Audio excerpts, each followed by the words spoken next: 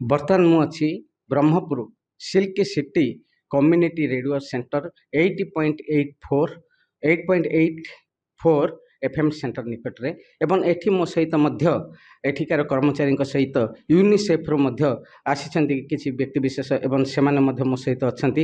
ତା ସହିତ ବାଲେଶ୍ୱର ଫକୀର ମୋହନ ବିଶ୍ୱବିଦ୍ୟାଳୟର ପ୍ରଫେସର ତଥା HOD ଡକ୍ଟର ଭାରତୀ ବାଳା ପଟ୍ଟନାୟକ ଏବଂ ଆୟୋଜକ ବିଭୁ ପ୍ରସାଦ ସାହୁ ତାଙ୍କ ସହିତ ଅଛନ୍ତି ଆମର ଅଲ୍ ଇଣ୍ଡିଆ ରେଡ଼ିଓ ସେଣ୍ଟରର ଆସିଷ୍ଟାଣ୍ଟ ଡାଇରେକ୍ଟର ଅଶୋକ ପାଣିଗ୍ରାହୀ ଏବଂ ଅନ୍ୟ ସମସ୍ତ ଅତିଥିବୃନ୍ଦ ଅଛନ୍ତି। ଆମ ଜର୍ଣ୍ଣାଲିଜମ୍ ଡିପାର୍ଟମେଣ୍ଟର ମଧ୍ୟ ଛାତ୍ରଛାତ୍ରୀବୃନ୍ଦ ଅଛନ୍ତି। ଆଉ ଏଇ ଅଫିସର ମଧ୍ୟ କର୍ମଚାରୀମାନେ ମଧ୍ୟ ସମସ୍ତେ ଅଛନ୍ତି ଏବଂ ଅନ୍ୟ ସମସ୍ତ ସାମ୍ବାଦିକମାନେ ମଧ୍ୟ ଏଠାରେ ଉପସ୍ଥିତ ଅଛନ୍ତି। ତେବେ ଆଜିକା ଦିନରେ ଯେଭଳି ଭାବରେ ରେଡ଼ିଓକୁ ନେଇ ଏଠାରେ ଆଜି ଚର୍ଚ୍ଚା ହୋଇଛି ଏବଂ ରେଡ଼ିଓ ବିଷୟରେ ମଧ୍ୟ ସାର୍ମାନେ ଅନେକ ବକ୍ତୃତା ପ୍ରଦାନ କରିଥିଲେ, ପିଲାମାନେ ମଧ୍ୟ ଛାତ୍ରଛାତ୍ରୀମାନେ ମଧ୍ୟ ତାହାକୁ ଶୁଣିଥିଲେ।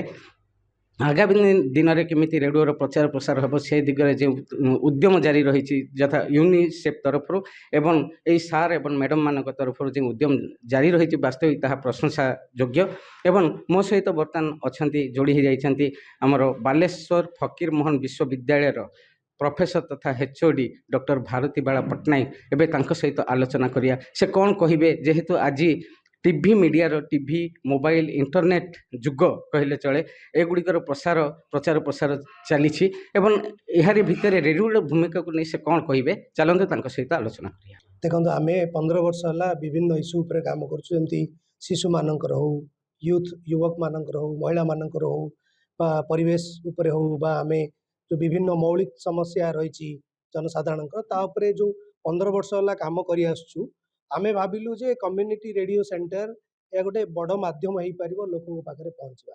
ଆମେ ଯେଉଁ ସମୂହ ବା ଗୋଷ୍ଠୀମାନଙ୍କ ସହିତ କାମ କରୁଛୁ ସେମାନେ କିଭଳି ଭାବରେ ଠିକ୍ ସମୟରେ ଉଚିତ ଠିକ୍ ଇନଫର୍ମେସନ୍ ପାଇପାରିବେ। ବର୍ତ୍ତମାନ ଆପଣ ଯଦି ଦେଖିବେ ଟେଲିଭିଜନ ଆଉ ଅନ୍ୟାନ୍ୟ ମିଡ଼ିଆ ମାଧ୍ୟମରେ ବହୁତ ଟକ୍ସିକ୍ ଆଉ ନେଗେଟିଭ୍ ଆଉ ମିଛ ଖବର ବି ମିସ୍ଇନଫର୍ମେସନ୍ ଆସୁଥିବାର ସୂଚନା ସମସ୍ତେ ଜାଣିଛନ୍ତି।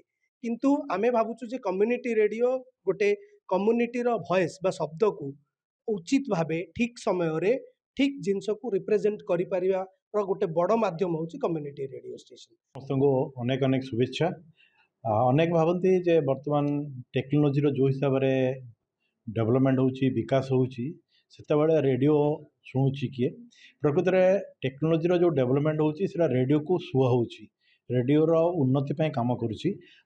ଆଗ ଲୋକମାନେ ନିଜ ଟେବୁଲ ଉପରେ, ଷ୍ଟୁଲ୍ ଉପରେ, ଆଲମିରାରେ ରେଡ଼ିଓ ସେଟ୍ ରଖିକି ପ୍ରୋଗ୍ରାମ୍ ଶୁଣୁଥିଲେ। ଏବେ କିନ୍ତୁ ସେଟା ବଦଳି ଯାଇଛି, ଲୋକ ରେଡ଼ିଓ ଶୁଣୁଛନ୍ତି କିନ୍ତୁ ରେଡ଼ିଓ ସେଟ୍ ମାଧ୍ୟମରେ ନୁହଁ, ଯେଉଁଟାକୁ ଆମେ ଜାଣିଛୁ। ବର୍ତ୍ତମାନ ଲୋକ ଯେଉଁମାନଙ୍କ ପାଖରେ ସ୍ମାର୍ଟଫୋନ୍ ଅଛି ସେମାନେ ରେଡ଼ିଓ ଧରିକି ବୁଲୁଛନ୍ତି, ଟିଭି ଧରିକି ବୁଲୁଛନ୍ତି।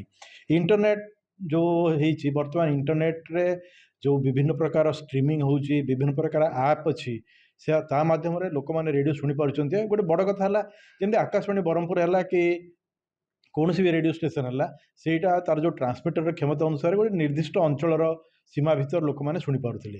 ଟିଭି, ମୋବାଇଲ ଏବଂ ଇଣ୍ଟରନେଟ୍ ଆର ବ୍ୟାପକ ଭାବେ ପ୍ରଚାର ପ୍ରସାର ଚାଲିଛି, ଏ ଦିଗରେ ରେଡ଼ିଓର ଭୂମିକାକୁ ନେଇ ଆପଣ କ'ଣ କହିବେ?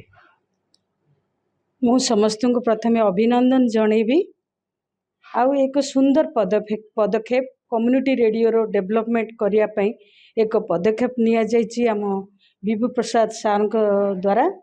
ଆଉ ବ୍ରହ୍ମପୁରର ଯେଉଁ ସିଲ୍କ ସିଟି ରେଡ଼ିଓ ହେଉଛି, ମୁଁ ଭାବୁଛି ଆମର ଯେଉଁ ରୁରାଲ ବେଲ୍ଟ ରହିଛି ବ୍ରହ୍ମପୁରର, ମୋଟାମୋଟି ଭାବେ ସମସ୍ତଙ୍କର ପ୍ରଚେଷ୍ଟା ଜାରି ରହିଛି ରେଡ଼ିଓର ପ୍ରଚାର ଏବଂ ପ୍ରସାର ନିମନ୍ତେ। ସମସ୍ତେ ଚାହୁଁଛନ୍ତି ରେଡ଼ିଓ ପୂର୍ବ ଭଳି, ଯେମିତି ପୂର୍ବରୁ ରେଡ଼ିଓ ବିପର୍ଯ୍ୟୟର ବନ୍ଧୁ ଥିଲା, ଅସମୟର ସାଥୀ ଥିଲା ଏବଂ ମନୋରଞ୍ଜନର ଏକ ମାଧ୍ୟମ ମଧ୍ୟ ସାଜିଥିଲା।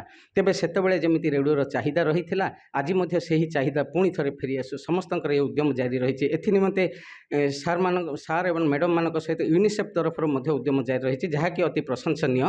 ଏବଂ ଏହିଭଳି ରେଡ଼ିଓର ପ୍ରଚାର ପ୍ରସାର ହେଉ, ଯେହେତୁ ଏଇଟା ହେଉଛି କମ୍ୟୁନିଟି ରେଡ଼ିଓ ସେଣ୍ଟର, ପ୍ରଥମେ ଆଞ୍ଚଳିକ ସମସ୍ୟାର ସମାଧାନ ହେଉ, ତାପରେ ରାଜ୍ୟ ସ୍ତରରେ, ତାପରେ ଦେଶ ସ୍ତରରେ ଅଟୋମେଟିକ୍ ରହିଥିବା ସମସ୍ୟା ଗୁଡ଼ିକ ମଧ୍ୟ ଲୋକଲୋଚନକୁ ଆସିବ ଏବଂ ତାହାର ସମାଧାନର ରାସ୍ତା ମଧ୍ୟ ବାହାରିଯିବ।